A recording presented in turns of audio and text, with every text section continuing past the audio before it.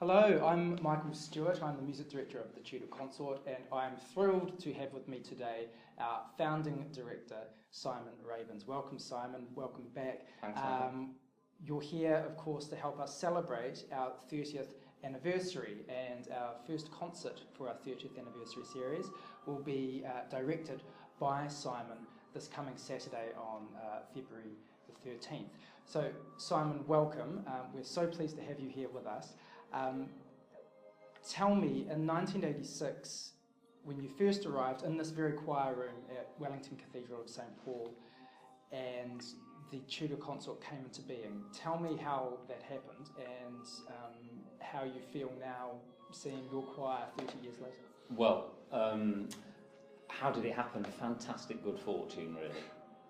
I was just here, originally just coming over for Christmas for a couple of months, to see family in New Zealand. Wanted to keep singing while I was here.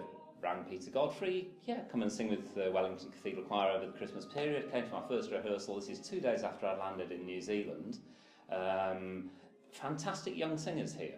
We went for a drink afterwards. They asked me to go carol singing with them the following day. I turned up. I was the only one with the tuning fork.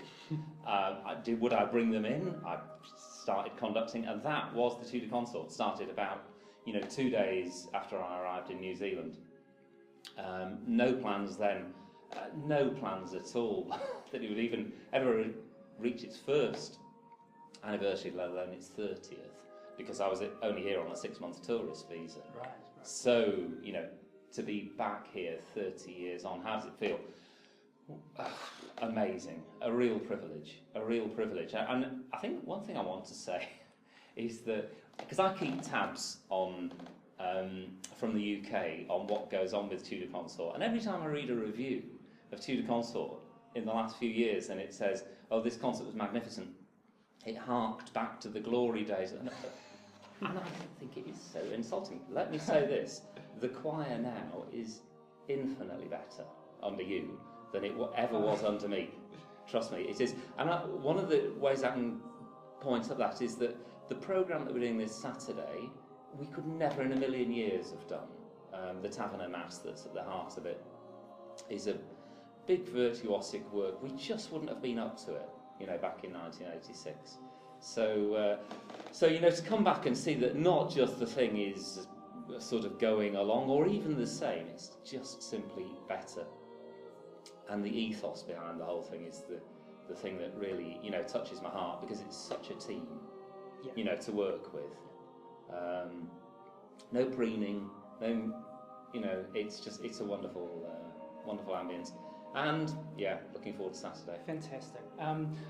In terms of, I know talking to you, over the years, people's views on early music change, and I think I'm right in thinking that what you would have done 30 years ago, you might not do today. Absolutely. So, what sort of things would that mean? There are sort of technical things like the pitch at which I perform the music now wouldn't have done 30 years ago.